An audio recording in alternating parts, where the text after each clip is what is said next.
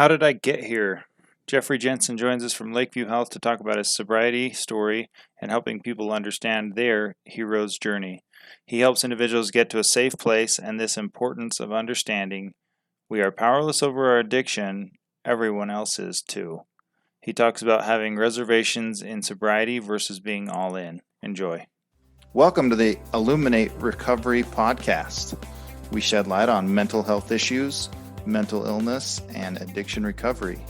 Ways to cope, manage, and inspire. Beyond the self-care we will discuss, you may need the help of a licensed professional. My name's Kurt Nider. I'm a husband, a father, entrepreneur, a handyman, and a student of life. I avoid conflict, I deflect with humor, and I'm fascinated by the human experience. And I'm Shelley Mangum. I am a clinical mental health counselor, and my favorite role of all times is grandma. I am a seeker of truth, and I feel like life should be approached with tremendous curiosity. I ask the dumb questions. I fill in the gaps. The Illuminate Recovery podcast is brought to you by Illuminate Billing Advocates. Make billing and collection simple with leader in substance abuse and mental health billing services. Verification and analysis of benefits, pre-authorizations, utilization management, accurate claim submission and management, denial and appeal management, and industry-leading reporting. Improve your practice's cash flow and your ability to help your clients with Illuminate Billing Advocates. Today, Kurt and I have the privilege and pleasure of talking with Jeffrey Jensen. Jeff is a client services associate at Lakeview Health. And that's in the Miami, Fort Lauderdale area. Jeff has his own unique recovery story, and he absolutely believes that everybody is the hero of their own story. Jeff, thanks for being with us today and taking some time to share and to share your experiences and your wisdom. Thank you so much, Shelley. So let's just kind of let the listeners get a little bit of a peek as to who you are and maybe how you ended up working at Lakeview Health. Cool. So real quick, a little bit about myself and how I got introduced to this line of work. So, I'm in recovery myself, and I went to a treatment facility when I was 18. This was 2006, and this was a adolescent program in Nashville, Tennessee. So this particular program, when I went in, a lot like most people in recovery can probably identify with, I went in terrified. When I was a kid, the dream was never, hey, I want to, suffer from drug addiction or alcoholism. I want to go to treatment when I'm 18. Those weren't any thoughts I had. And, going in there, it was kind of one of those moments where, you wake up in treatment and you're just kind of like reflecting and like, how did I get here? That was kind of the question. It's like, dude, how did I end up in a spot like this?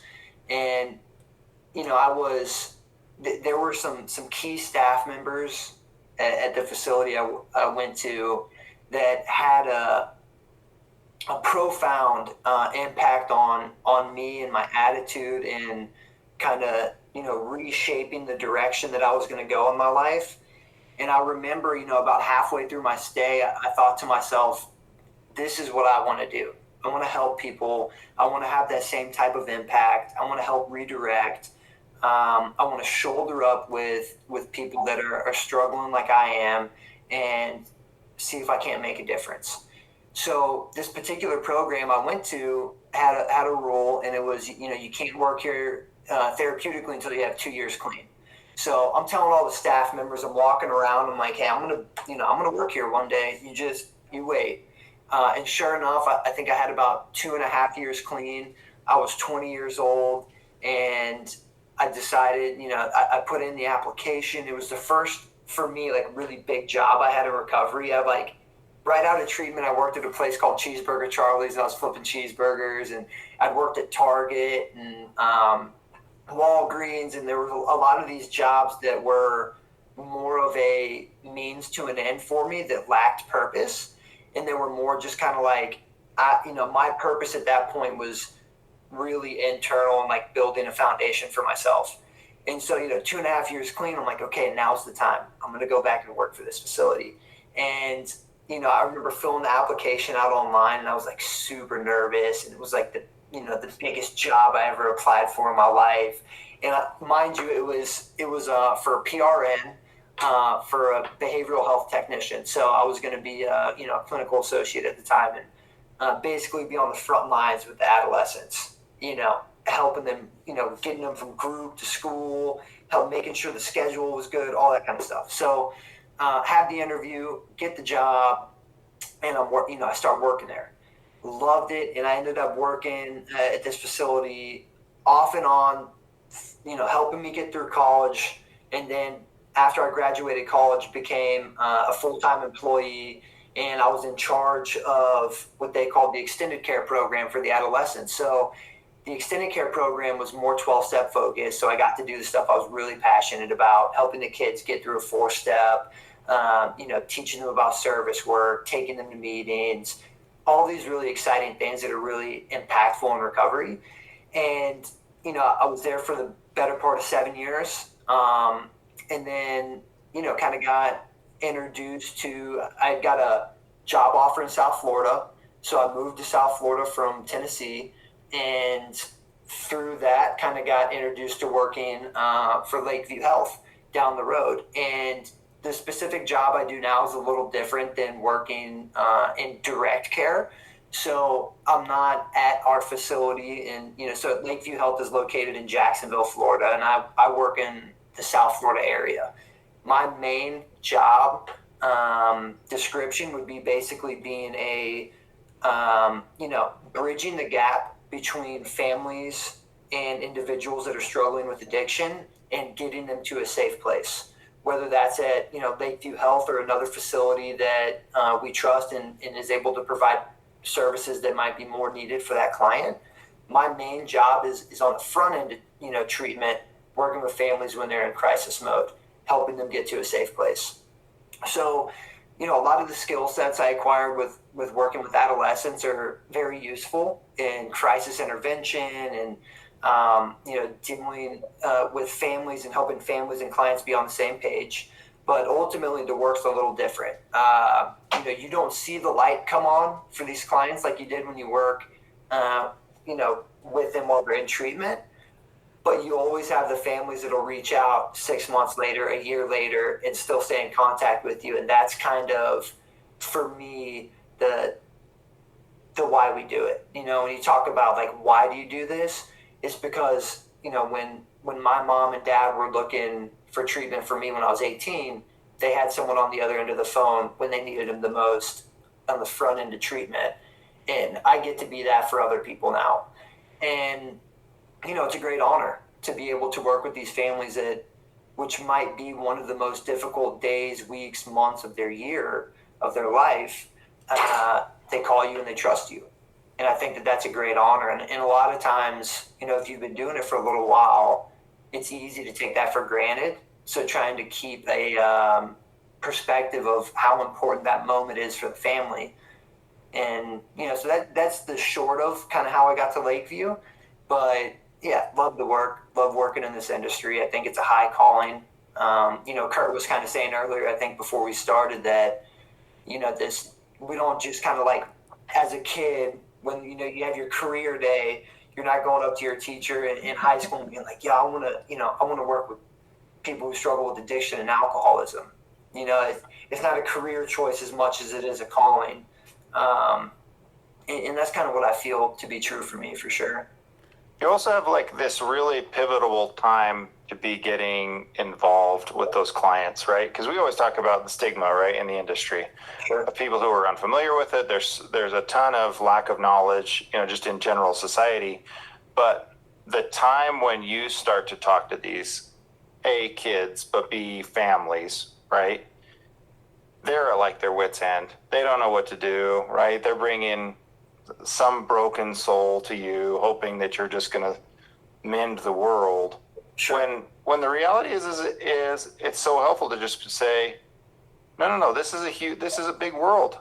Everybody deals with these problems, and these are the people. This industry is not for broken children, right, or humans. This is this is the self-help world for people who want to get better, right? This is a world of opportunity, and it seems like it'd be fun to be at the place where you are, where, you're kind of the hand out, right? You're the hand up or whatever, and the front end of that, the tip of the sword, which seems like it'd be super rewarding.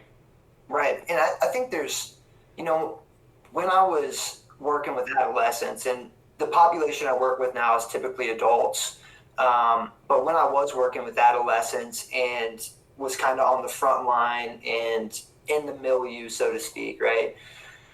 The skill, like the probably the most powerful skill that I ever acquired was figuring out how to just shoulder up with the kid, and as soon as, and I would tell people when, I worked with adolescents, they would say, wow, there needs to be more people like you in this world. Or like, I don't know how you do it. And I'm like, honestly, adolescents are probably the easiest population to work with. And as soon as they understand one thing, and that's that you're on their team. When they know that you are on their team, you're on team client or whatever it is, there's not a thing in the world that they won't trust you with.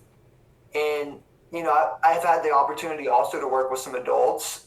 And what's funny about that is I almost had the exact opposite experience with adults, where they've been around long enough to kind of get stuck in their ways and know some things, like they got to figure it out. And the kids are just like, hey, if you say this is the way, I'll try it. And I can respect that. And I just say all that to say that with these families, Kurt, and kind of what you were speaking to is at the tip of the spear on the front end of this, helping families find help. The best thing any of us can do is kind of stand side to side with them and hold the light, because at the end of the day, these families are going to have to make their decisions. These clients are going to have to make their decisions, and we can't make them for them, unfortunately. But what we can do is sit next to them instead of in front of them, shine a light on the path, and help them navigate getting to that. And once they get to the path, it's one of those, leave it up to the higher power, trust the process kind of scenarios where, hey, on the front end, we're here for you, we love you, we appreciate you, all of these things, but there has got to be some buy-in from the other party. Nobody's gonna fix my life situation for me, but they can show me some tools, they can show me some direction, they can sit next to me and help me when I make mistakes. And I think that that's a lot of what our role is kind of shouldering up and being this lighthouse, so to speak, and illuminating some of the darkness that might cause confusion or ambiguity, or whatever the choice word is there. Yeah, and the other thing that seems like you're kind of uniquely experienced on is if you went to treatment at 18 in an adolescent facility, you kind of were in a limbo age there anyways, right? You're probably one of the older kids. At 18, you probably have the option to just go through an adult program. You're in a situation where you're probably still relatively dependent on your family and your family structure, but in a place where you're really ready to get away from that in some ways anyways, right? So how did that experience kind of help you to be able to relate and see, as these clients are transitioning, help them make that path for themselves? Sure, it's a good question, and it's true. It was like a unique situation where, so the backstory there is that was the second time I went to that program. The first time I went, I was 16, turned 17 in treatment. My family was from Missouri, so I was living in Southwest Missouri. So for the record, in Southwest Missouri, there's 3 things you can do. You can go to Bass Pro Shop, you can go to Branson, or you can get high. And so for me, I was, obviously the latter of those 3.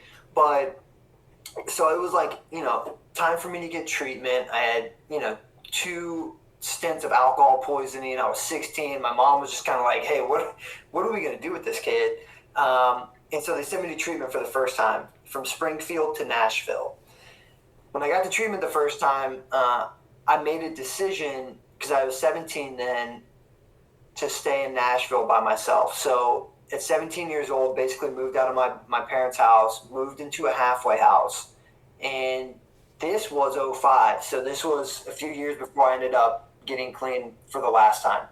And, in '05 in Nashville, that there was super solid recovery, was not a ton of young people. If you notice now, like in these recovery communities, I know in South Florida it's like this, I know in Tennessee it's like this. There's a pretty significant movement of like younger adults sticking around, which is like the coolest thing ever. But back then there wasn't a lot of it. But in Nashville they had a few, and what they also had in Nashville at the time was a recovery high school. So there was a high school for kids in 12-step recovery, which is why I moved there. So I ended up graduating. I stayed clean for about a year, lived in this halfway house, graduated from a high school called Community High School. And after that, when it was time to do the college step, I had reservations in my program.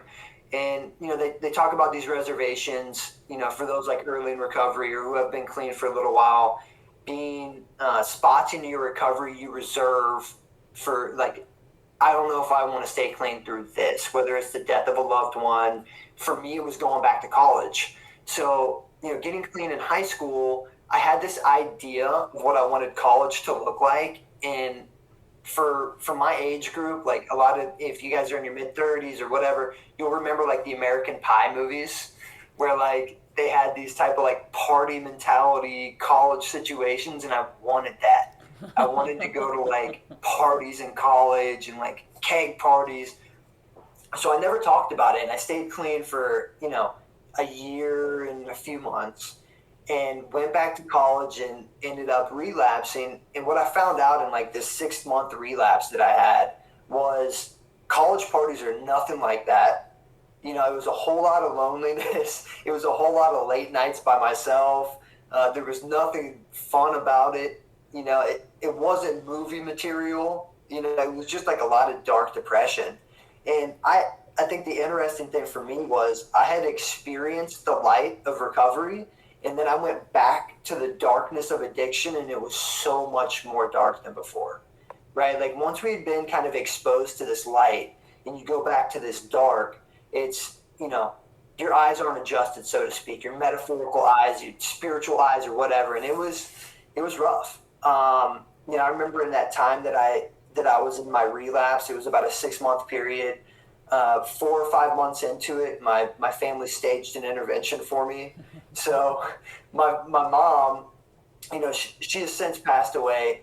She passed away when I had about a year and a half clean. And she was one of the most interesting people in the world, super caring, loving, compassionate. And she just had this mentality about life where she would just get something done, and it was like, just like we're powerless over our own addiction, everybody else is powerless over it too, and that was a hard thing for her to grasp. So she had staged this intervention for me. Like I said, I moved to Nashville and I went back to college in Missouri where I originally used. And my dad says he's in town for work and he wants to meet me at this hotel just to catch up. I didn't think anything of it. My dad's a professor. There's no reason he should be in town for work, right? He teaches people about writing English. So I didn't think anything of it. I go to this hotel and I kind of like knock on the door. I peek my head in and I see like my mom sitting down, my brother, there's an empty chair, my dad. And I'm like, we've all seen the show on A&E. This is an intervention. Like, welcome to your intervention, Jeff. And so I left. Obviously, I didn't stay. I left the intervention. They called me. I ended up basically going back and heard them out. And what I kind of told them, I said, hey, I'm not ready yet. But what that did for me, and I think it's important for like maybe families listening or anybody else, is a lot of times I believe we're in the business of planting seeds. And, we don't water them, we don't make them grow, but we plant them. And for me, what that intervention did is it planted the seed that when I was ready, help would be fast and readily available. And it wasn't, it tops a month after that intervention that I finally called my parents and I said, okay, let's do this. I'm ready. I don't want to do this anymore. I'm tapped out. I figured it out. Just life is not for me. And so that was kind of when I ended up going back to this facility in Nashville the second time. So I was at 18 and I could either go back to the adolescent program where I knew everybody, I knew the staff, I knew the program, or I could go to the adult program where I didn't know anyone. And I wanted to go to the facility I was more comfortable with, accustomed to. And so that was a really long version of why I ended up going back to the same place the second time. I think there was another question in there, Kurt, but I honestly forgot what it was. Kind of No. It makes sense for why you were there, and the question I think was, how seeing both sides of that, helps you as you're dealing. It sounds like you're dealing mostly with adults now, anyway. So the adolescent part isn't probably as big of a deal, but the part there that I think is uniform for both adolescents and adults is there's always a family element, which can be tricky to navigate. I think we talked to somebody last week where their facility, they will not accept a client that doesn't have a family member. They have to have someone who's willing to kind of come and learn a couple of things along the way to be supportive, which I think is interesting. So that was the real question, was how that's helped you. The thing I think that you said was super interesting, and I think can be a hard thing to teach, is your comment about how we're powerless over our addiction. Obviously, everybody knows that, but everyone else is too, right? And it seems like that would be a really tricky principle to kind of get through a family member's head is, hey, there's some skills, that you need to learn, right? There's issues that you need to figure out here that can help, and you can't have any expectation of helping. Right. Like, how do you be there? How do you be support? But you don't have control. You've got to let go of control, right? How do you kind of teach those things as someone's coming in? Well, I think so like the extraneous variable in the work we do always is the willingness of the person needing help, right? Choice word there, like the person that needs help, their willingness is the extraneous variable. You can't account for it. You don't know how to measure it. It can change in the flash of light, the snap of a finger. It changes. And I'll tell there's a few things here. Anytime I'm working with the family and the iron's hot, we got to strike. Sitting around kind of we get everything lined up beforehand. You got to have the plan in place. You got to be ready to execute, because the second the iron's hot is when you got to strike. But the other thing I kind of like to talk about when I'm talking to families specifically, so if I'm talking to the person that needs help, it's kind of a different conversation than if I'm talking to the family of the person who needs help. And what I like to do a lot of the times with these families, the first question I'll always ask is, have you guys ever heard of Al-Anon? Have you heard of Nar-Anon? Some of the time they'll say, yes, I've heard of it, and I go to these meetings religiously. And almost every time you hear that, you can tell the difference in the boundaries that are set with their loved one.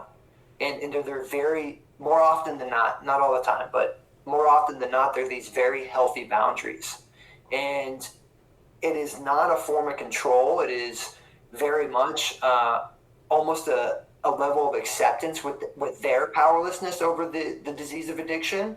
And as a result of that, what it does is it puts the ball in the person who needs help. It puts it in their court.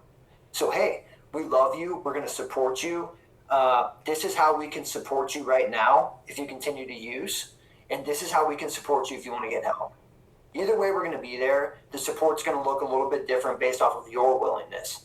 And what I think is super effective about that is, especially for people like myself, maybe you guys too, that have addiction, alcoholism, is you're almost always more willing when you think you have control. Almost always. And so when it's like, hey, if you choose this is what you get. If you choose that, this is what you get. And you're like, oh, wow, I get a choice. And it's almost, it just makes things easier for everyone. And I don't know if that answers your question or not, but one of the things that I think is super impactful and important for families is this, you hear a lot of people talk about how this is a family disease. And the meaning of that is more than anything is it affects everyone in the family.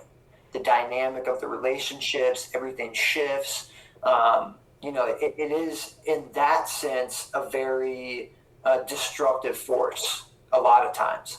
And what we find out is when members of the family start to get help and go to Al-Anon, or maybe it's individual counseling, and they start to learn these boundaries to protect themselves. When they start to get better, the process starts to get better as well. And if nothing more, it gets easier, I think. Or I don't think easy is the right. I think simple is the right word. It gets more simple. It doesn't mean it's easier. It's just a more simple process. So, when there's nothing left to do, I think a lot of times the best thing we can do is focus on how we can take care of ourselves as family members, or even, individuals who maybe don't have a lot of families. So I think there are people who struggle with addiction that don't have a lot of family support. And those people, I think, too, need to have a place where maybe they have a family of choice that's not a family of origin. Those people are important to bring into the process as well. And so figuring out kind of what that looks like from a treatment perspective, from a recovery perspective, or even on my instance, helping somebody get into treatment. Sometimes we're talking to their significant other, their boyfriend, their girlfriend, their friend that cares about them. I think anybody that's family of choice or origin is important to bring into that process. That's profound, and I guess I'm curious, Jeff, how often when you interact with families, do you come across family members that are like, the addict is the one who's sick, the person who's using is the one who's sick, and if you will just take them and fix them, everything else is better. How often do you come across that as opposed to a family who maybe has done some Al-Anon or maybe has a little bit of recovery behind them and gets that is not really true? More often than I would like. So, and I only say that because, there was a word we talked about earlier, stigma. And I think that there is a specific, there's a lot of stigmas, but with addiction and alcoholism, there is this stigma that, the addict is choosing to live this lifestyle. And in some circumstances, I can see that. Like, logically, I can understand why people believe that. From personal experience, I can also understand that, when it became chemical dependency for me, so it was like the 3 quick stages for me of addiction was, first thing I was experimenting. Second thing was kind of recreational use. I was doing it with my friends. And once it progressed to chemical dependency, I kind of forfeited my choice. I had got to the spot where I was using against my will. I was in the middle of using, telling myself, I don't want to do this, but I'm doing it anyway. So from personal experience, I can understand how that's not the case.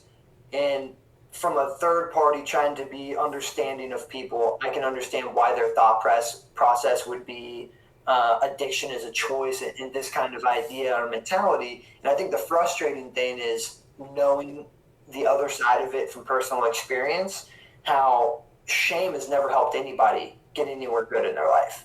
And when we have that type of mentality, it's a very shame-driven conversation. It's a shame-driven form of helping somebody. And you really can kind of get down to like the core of when we help people. If you got a family member trying to help somebody out of shame while they're shaming them, you can understand how that's not going to work very well, right? Like, they may get to where they need to go, but in that family system, there's a lot of work that needs to be done.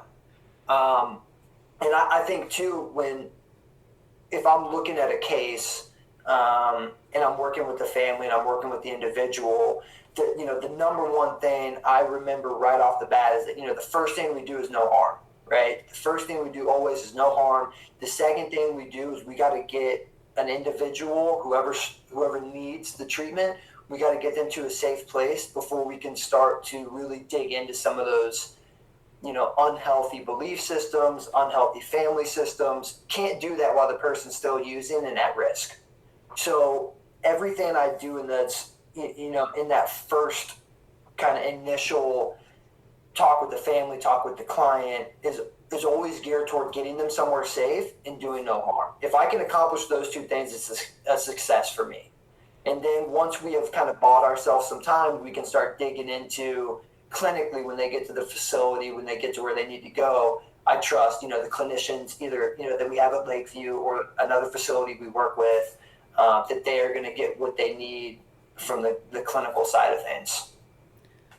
Often, kind of along these lines that you're talking about, often, addiction is misunderstood, right? It's not, once the brain, has those neural pathways that are concreted, you don't get the choice anymore. You may have, Right. your ability to choose is extremely limited at that point. And, Sure. and that's hard for us to grab hold of because all you have to do is just stop using, right? And it's like, well, if I could have done that, I would have done that a long time ago. It just doesn't. Wow, never thought of that. Thank you. Right. And that idea that it actually rewires the brain and says that this drug is more important than my life, it's more important than living, it's more important than having a house over a shelter over my head or having food. The drug is more important, and it takes a bit for people to really wrap their head around that. There's also this idea that addiction is a symptom of Right. more core issues. Can you talk a little bit about some of the core issues that you have seen, or some of them that pertain to you as you were in your recovery? Sure. So that's a really good question, point, especially when you're talking about kind of the brain and wire together, fire together, and these type of like neurological things are well out of my like intellectual capacity. There's some of these scientists that are just absolute wizards with this stuff. But in terms of addiction being a symptom of other things going on, that's my belief is, I'm more of a believer that, I was kind of born with this gene, and that whatever set of scenarios lined up in my life for this, for that to kind of come to life or come to fruition kind of happened. And I kind of like think about like a chicken egg scenario, kind of what comes first. And I don't know the necessary or necessarily what that is, but what I do know is, early on in life, there were certain things and traumas that I had. So, one of those traumas was my mom, she suffered from Crohn's disease, and she had a very bad, she had a real bad type of Crohn's disease. I think there's different intensities. And for her, she was in and out of the hospital 2-3 times a week. Couldn't get a doctor to figure out kind of what was wrong. So there were times where, in my head as a kid, it was kind of like, when is my mom going to die? Right? There was a certain level of emotional instability I had from that type of always on edge, wondering when this catastrophic event was going to happen in my life. Around the time she also was in recovery, so she went to treatment when I was 5 or 6 years old, and had this life of recovery as well. And it became a very interesting balance for her, because a lot of these medications that she needed to treat Crohn's disease and make her life not painful were also some medications that, if unchecked, could, kill her or make the addiction worse, feed the addiction. So it was a really tough boundary and balance for her to find. But I say all that to say that, some of those type of traumas for me were, situations I had to face in recovery. And what I found out, and this was a really interesting thing, is I feel like early on in recovery, I dealt with the trauma, like the action, and kind of talked about it, came to peace with it, didn't have these type of trauma responses to those specific situations. What I didn't deal with until my later years in recovery, I'm talking 10, 11, 12 years clean, was the belief system I created as a result of the trauma. Does that make sense? Mm-hmm. So I had this trauma, a handful of different things that happened, and I dealt with that situation. But when that happened, I cultivated these belief systems about trusting, females, about my self-worth, about different things that were very deep and important to figure out, and never dealt with the belief system because I thought the trauma was handled. So I would keep running into these situations in my recovery that would kind of like bumping my head against the wall scenarios, just life stuff that if I had a healthier belief system, I would have been able to avoid. But it takes what it takes, and eventually we figure out how to manage it. And I say all that to say that, like, in my later years in recovery, I finally started to address some of these belief systems I had. And it was interesting to see how the rest of my life started to get easier and better, because I had been operating with these faulty belief systems for the first 28 years of my life.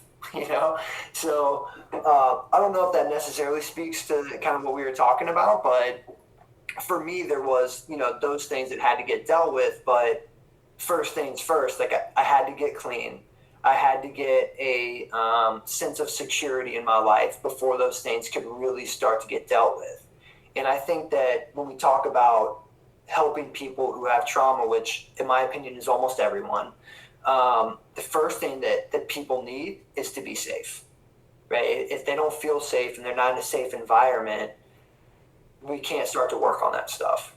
We got to get somebody safe. We got to teach them tools that help them feel grounded, that help get back to the moment. And when they kind of have this tool belt and they're in an atmosphere where they feel safe, that's when it's a good time to start kind of going to work on some of those, the traumas and the belief systems and those type of things.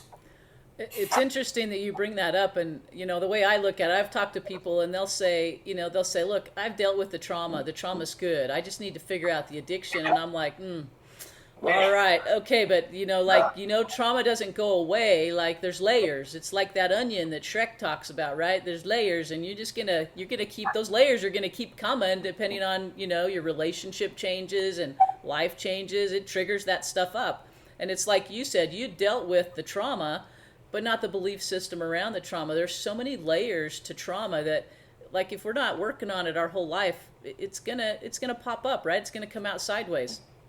And so I love that you talk about it like that. I imagine that losing your mom, even though you had done the trauma work and you had a little bit of sobriety underneath of you, would have been a huge trigger, because it's the very thing as a child that you feared all the time. What was that like for you? So it was actually, this is kind of a good story. So you're right. There was, so I'm, the 12-step program I'm a member of, we have kind of a workbook. And in that workbook, you get to write a bunch of questions and a bunch of answers. It's super self-revealing. It's insightful. It's really good and powerful stuff. So in my step work, in the first step, like I was talking about earlier, it has a section for reservations. And this time when I got clean 15 years ago, that was my reservation. Everything else had been figured out. I knew I didn't want to do the whole American Pie college thing, all that other, like, I'd figured all the other stuff out. That was my reservation. I was like, when she dies, I don't know if I'll be able to make it, right? So you fast forward, first year of recovery, nothing catastrophic happened. There was like minor things, like you'd be at the halfway house, someone would eat your ramen noodles, you'd get pissed off about it, call your sponsor, that type of stuff that felt like the end of the world, but was really just simple life stuff that you have to practice some spiritual principles on, and it's good. So you fast forward a little bit, and my mom's in and out of the hospital, and I kind of I know at some point it's going to happen, but I had about 14 months clean, and at the time my mom and dad were living in Little Rock, Arkansas. I was living back in Nashville. So my dad was teaching at a university there. He was teaching rhetoric and writing, and she was, she didn't work, and I'm going to visit.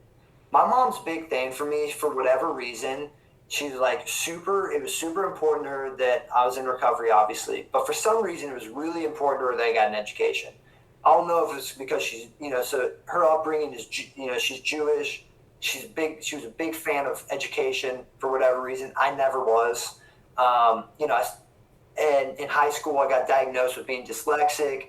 I used it as a crutch, took advantage of like the extra help I would get, took advantage of the whole whatever school system. But so I'm in college and I'm going to visit my mom and dad. about a 5-hour drive from Nashville to Little Rock.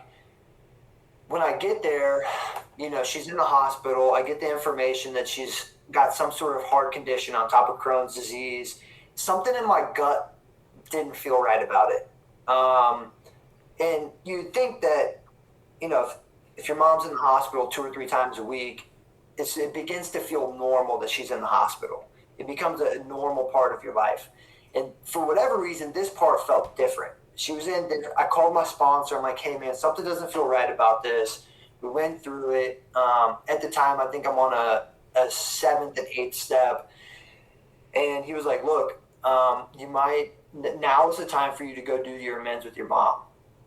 So I went to this noon meeting in Little Rock. I got to share about it and, closed mouth doesn't get fed, shared what was going on. And then it just so happened that at this meeting, there was 10, 15 people with 20 plus years of recovery. And they all just started sharing their experience, strength and hope on doing amends with their parents. And it was like this really magical, God-centered situation. You can just tell sometimes when the setup is spiritual, like you didn't plan this. Everything is just kind of conspired to help you in this situation. And I heard everybody's experience, strength, and hope. I got to talk to people after the meeting. Went to the hospital to do my amends with my mom. And so I sat her down and, I'm a big believer, like we make amends, not excuses. And, so a lot of the harm I did toward my mom was, robbing her of nights of sleep. She would be up at night wondering if she was going to get a call from the cops, wondering if she was going to get a call from the hospital. And so those were the things I was making amends for. And so kind of like toward the end of it, I said, hey, like, what can I do to make this right? I want to make this right. And she said 2 things. She was like, I want you to stay clean and I want you to graduate college. I'm like, God, you had to throw the second one in there? It could just been recovery, but now I got, 4 more years of college I got to figure out. So I said, done. I can handle that. I can do that. And go back to Nashville, starting, my second semester or something like that. Things are going well. Like at that point in our life, what had happened, and I believe this to be one of the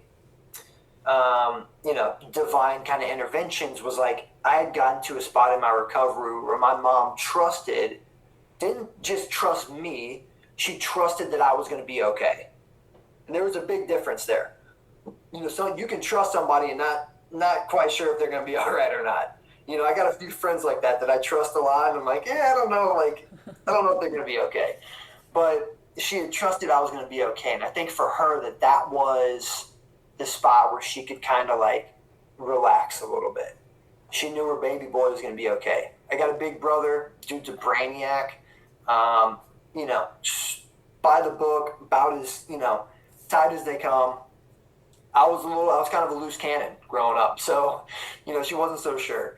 And she got to the spot where I think she trusted that. And there was fast forward maybe 2 or 3 months, she's back in the hospital. I decided I was going to go surprise her. It was the weekend before summer school started, and so I drive to Little Rock. I get there, it's midnight. I stop at Kroger and I buy some flowers. This is something I've never done before. I never bought her flowers while she was in the hospital because it happened so often. It wasn't something I really kind of put together that I was supposed to do. So bought her like these pink roses, took them to the hospital at midnight, surprised her. And, you could tell that at that moment when I showed up with these flowers, I had become an asset to my family. That was like the defining spot where I realized finally that I was no longer a liability, that she was proud. I was a benefit. She walked around, showed the nurses. She felt elated. And I remember I went and I picked her up the next day from the hospital. I took her home. It was around Mother's Day. Gave her a card. And then I think the next day I drove back to Nashville because I had summer school starting. So summer school started on Monday, and I left there on a Sunday. And then I got a call Monday morning that she had passed away. And for me, it was it was one of those things where it's like I tell people early in recovery, like, practice these tools long before you need them. So when you do need them, it becomes like this muscle memory. Um, and so I got the call from my brother. First thing I did, call my sponsor. Showed up at my house. There was, 5 or 6 men in recovery that were my friends, beat me there. And for me, I think the best part about all that was when I realized that like the best amends I gave her was the fact that she could like rest in peace and not be worried that her, youngest son, the loose cannon, wasn't going to figure it out. Right. So she had trusted, got to the spot where she trusted that I was going to be okay. And she knew that at that point, she didn't have to keep fighting. So the beautiful thing there was I know how fortunate I am to be able to have the opportunity to make those amends and leave on a good note. I don't think, at some point we're going to lose our parents, hopefully. And I say hopefully because the alternative to that is probably the worst thing in the world anytime a parent has to bury a child. So, at some point they're probably going to pass away. And me having the fortune to be able to kind of make that right before it happened was a huge blessing. I know a lot of people weren't that fortunate.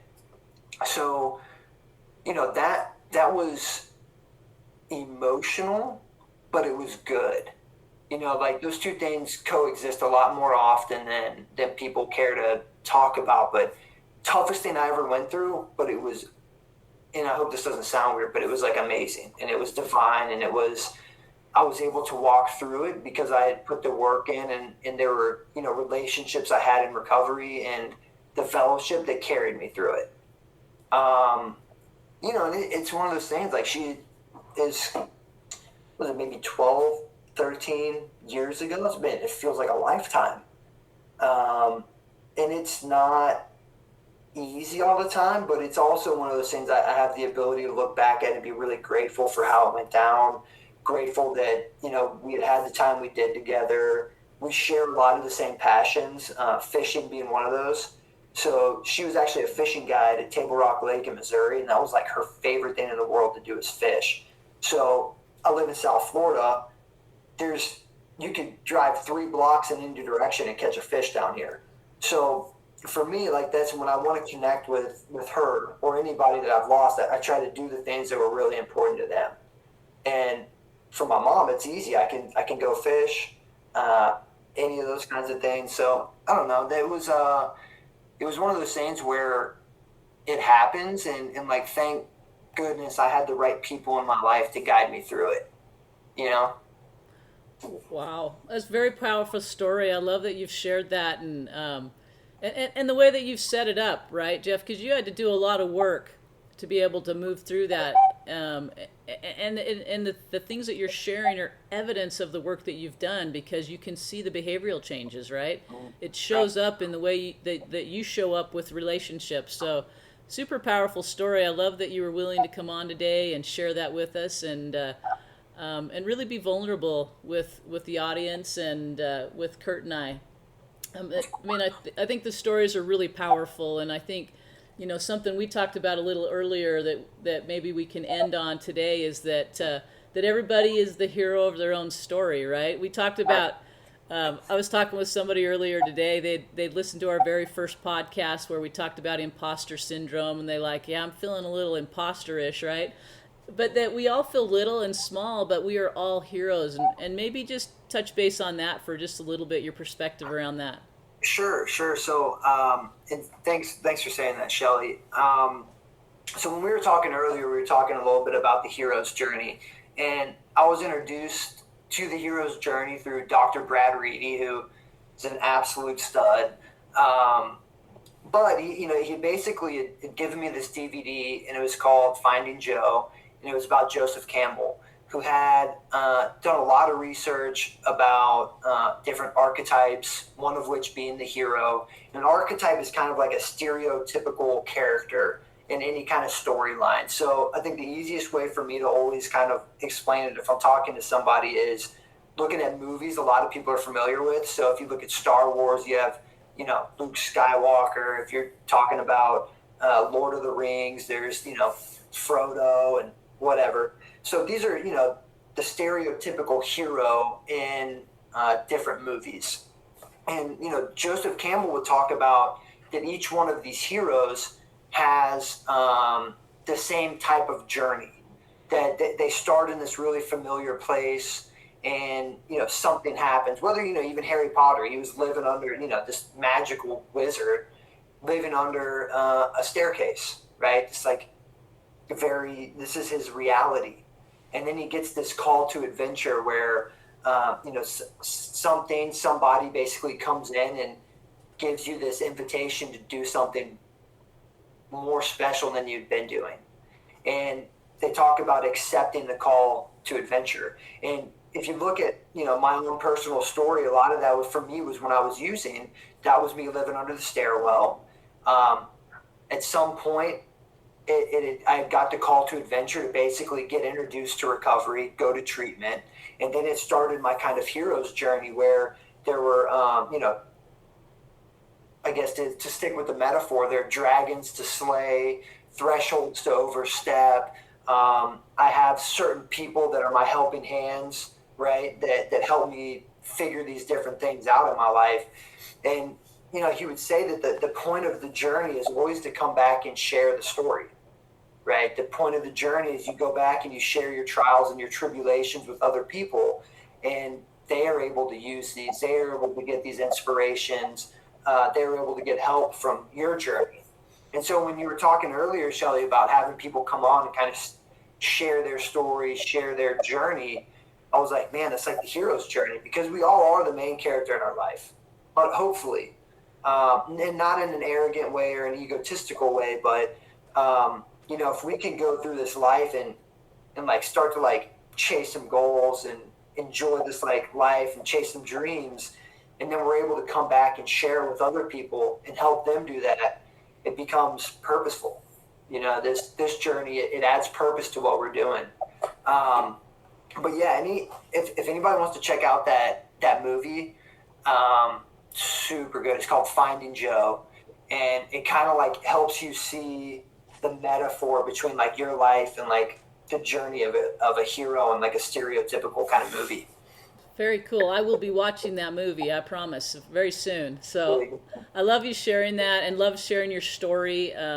For me, stories are super healing, and I'll get more out of a story than anybody lecturing to me any day. So I love the stories. They're so powerful, and your journey is very unique and very heroic in and of itself. So thank you for coming on today. Thank you, Shelly, and thank you, Kurt, for having me. I appreciate you guys taking the time and inviting me out to the podcast. Of course. Thanks for coming. I love the analogy of the hero's journey, and I'm kind of just sitting in that, thinking a little bit more about it. It'll be fun to think about more, and I'd like to watch the show. It's interesting because you mentioned that they don't mean hero in like an ego way. Right. And it's interesting to think about how no hero thinks about themselves in that way, right? Any true hero really ends up being, a servant or someone who does good for others. It's impossible to be a narcissistic hero, right? That's always the villain, right? And so it's interesting to think that being the hero of your own story is kind of a righteous, valid pursuit. It's not self-serving in the wrong ways. It's self-serving in the right ways. So that's cool. That's interesting. Thanks for bringing that. Yeah, of course. It's funny you say that too. You think about these other, like, if you look at these movies when you think about a hero, it's always almost like they're being a hero that it's like they don't want it. They don't want to be that. There's this apprehension. There's this drawback. And then they're like, no. If you don't do this, people are going to get hurt. And they're like, well, if you put it like that, I guess I have to. It's almost always this like selfless pursuit, which I think is really cool. I never even thought about it like that. Yeah, it's kind of the true source of leadership, the best source for leadership, or not just of others, but of yourself. Which is cool. That's awesome. Thanks for that. Thanks for being here. I appreciate you guys.